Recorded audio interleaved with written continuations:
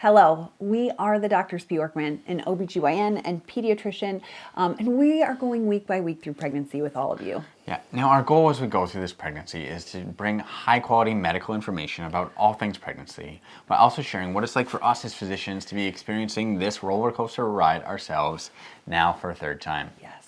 So, as we are kind of going through this first trimester, we felt that we need to talk about a common fear that many patients have when they find out they're pregnant, and that is, what if something happens and I have a miscarriage? Yeah, with that, we wanted you to know ahead of time that this week's episode shares information about miscarriage and pregnancy loss that may be upsetting for some viewers, especially if you've had a loss yourself.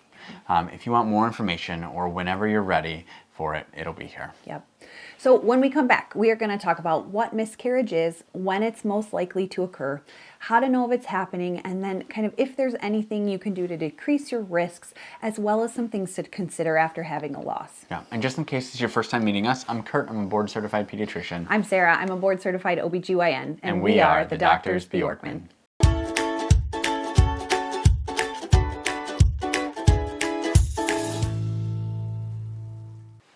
This can be a heavy episode, but we believe it is so very important for us to cover pregnancy loss because it is such a common occurrence that all too often leaves women and couples suffering without support and with many unanswered questions. Yeah.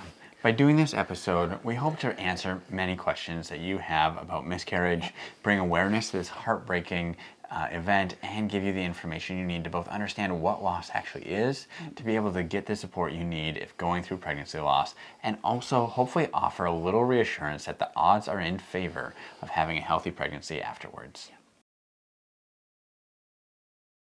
A miscarriage is any pregnancy loss that occurs prior to 20 weeks gestation. After 20 weeks, we describe pregnancy loss as fetal death, stillbirth, or preterm delivery. Notably, miscarriage occurs in up to 1 in 4 pregnancies, with most of these occurring early in the first trimester. Yeah. Now, for pregnancy loss prior to 20 weeks or miscarriage, there are a few different terms that your doctor might use. Yep. So, spontaneous abortion, or SAB. This term might be confusing, but the term abortion just means pregnancy loss, not elective termination necessarily here. So an SAB simply means a spontaneous loss of a pregnancy. This usually shows up as bleeding, cramping, and passing some tissue. Yeah. Another term is a missed abortion or missed AB.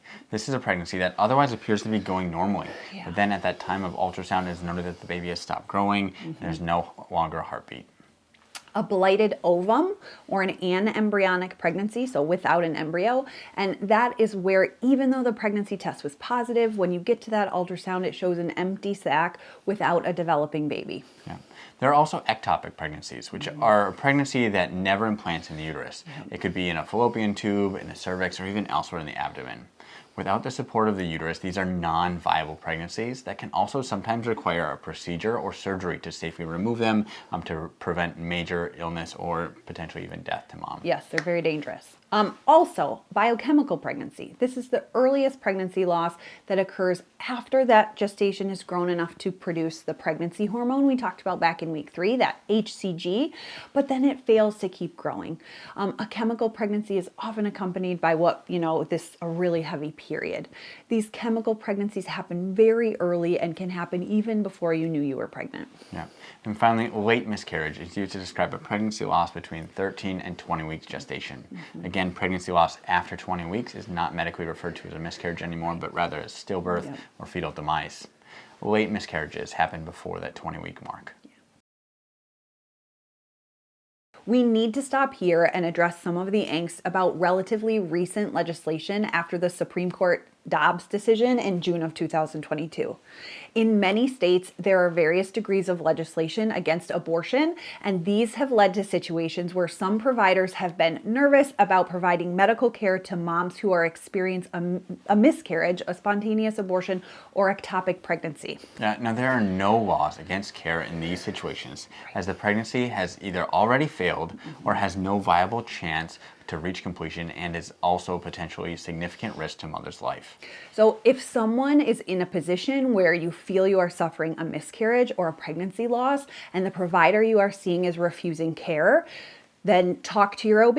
And if the issue is with an OB, then you need to reach out or go somewhere else. Yeah. Now, our hearts have been so sad over the unnecessary loss of life and the anxiety so many have felt in these past couple of years about reproductive health care. it's tough. But again, losing a pregnancy is heartbreaking enough already. Please, please don't let fear or anxiety keep you from getting the care that you need. Yes, we cannot stress this point enough. And so we are going to take a time later in this episode to share a little more about key signs of a miscarriage so you know what to look for and when to get help. So something I know that you're wondering, as I know I've thought this myself and have counseled many patients about this, is what is your risk of miscarriage? And the two most predictive factors of pregnancy loss are maternal age and then how far along you are in the pregnancy. Now, when it comes to maternal age, the risk of pregnancy is almost the same for all mothers less than the age of 35 years, with the risk being somewhere between 10 and 15%, or about 1 in 8 pregnancies. However, mothers who are between 35 and 40 years of age, that risk doubles to 1 in 4 pregnancies, and then doubles again to 1 in 2 pregnancies for mothers aged 40 to 45 years. The biggest issue at play here is the increased risk of chromosomal abnormalities that occurs in the oocytes, or the eggs, as they age. As we mentioned, the other big factor at play in the risk of loss is the gestational age of the pregnancy. So pregnancy losses are most likely to occur early in the first trimester, and then that risk just continues to decrease throughout pregnancy. Fortunately, risk of miscarriage after seeing the heartbeat is about 4%. After 8 weeks, that decreases to about 1.6%, and for most women, by 14 weeks, their chance of a miscarriage is less than 1%. We wanted to show you this graph to highlight 2 big factors. One, to again show how the risk of pregnancy loss significantly decreases as pregnancy reaches the late first trimester and early second trimester.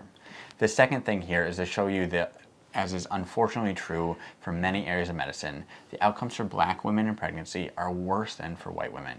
In this study, there were, of course, numerous factors that play into these desired pregnancies, but it again highlights the ever-present need to work towards improving disparities in medicine. So as we talked about, most losses occur before 8 weeks. And with these early first trimester losses, passing of the pregnancy usually includes bleeding, moderate to heavy bleeding, cramping, which can be pretty intense, and passage of tissue. Women sometimes worry that they're going to see a baby, but that usually only happens with losses that are later than 9 to 10 weeks along. So if you have bleeding that is soaking a pad front to back, side to side for more than 3 hours, if you start feeling dizzy or lightheaded, or if you have a fever above 100.4, you should call your OB provider right away. Yeah, we also want to take this time to let you know that there are other times when a medical procedure may be necessary to safely complete the pregnancy loss. This can be needed for ectopic pregnancies, as we mentioned, for missed abortions, or even some spontaneous pregnancy losses that don't complete on their own. With that, please reach out to your OB provider if you are experiencing signs of a miscarriage. Patients often want to know what their options are when they find out they're having a miscarriage. And so there's 3 options. We call it expectant management, medical management, or surgical management. So expectant management means we watch and see what happens and see if your body takes care of the miscarriage on its own. Medical management is where, and these are sometimes things we're thinking about more when you have a missed miscarriage. So you come in for your ultrasound and we find out that there isn't a heartbeat anymore, or there's an anembryonic pregnancy. And so your body kind of hasn't recognized that the pregnancy has passed, and how do we empty that uterus and get this miscarriage to happen. And so then we start, thinking about medical management, and this is giving you some pills that you put in the vagina, and it induces cramping. And it can be very uncomfortable, but it's one of those things that you can do at home. And so it is usually very effective. Depending on how you take the meds, between 80 and 90% chance that it works.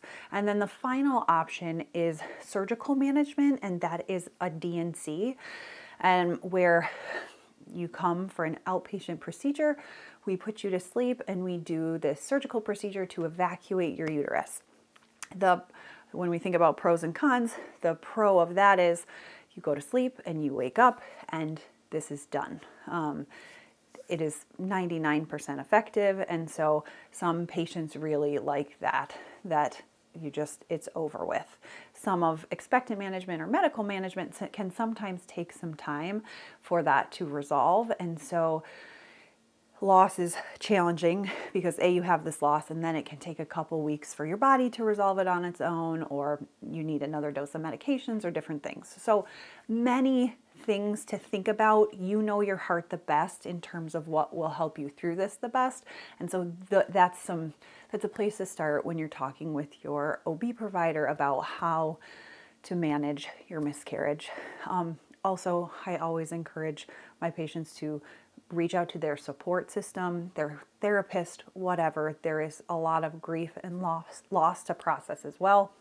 And so, again, this is really common, but a lot of times you haven't told people. And so you're just going through this tremendous grief and sadness, and sometimes you don't have that support. So don't hesitate to lean on the people around you who want to love on you.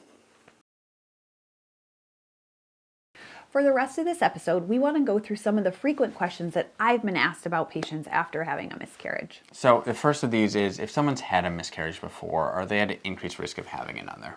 So in a first pregnancy, your risk of miscarriage is around 1 in 8, depending on your age.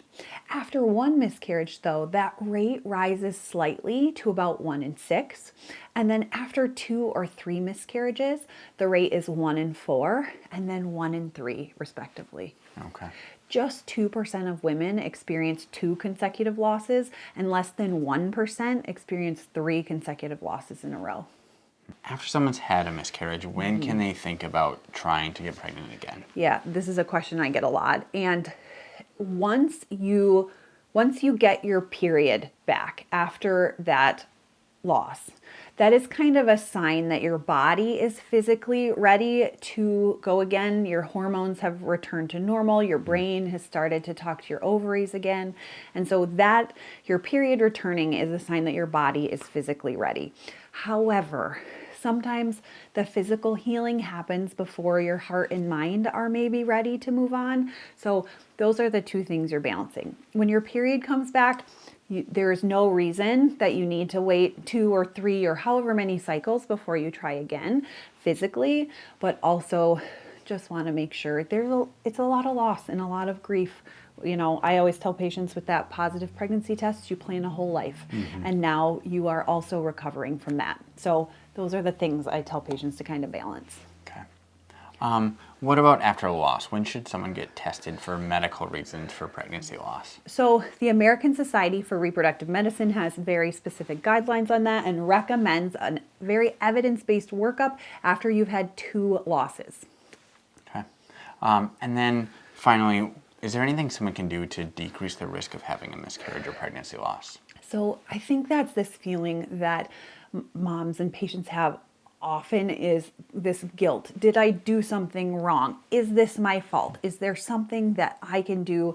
And the short answer is, this is not your fault. This is nothing that you did. You did not go for too long of a run. Your toddler jumping on you did not cause your miscarriage.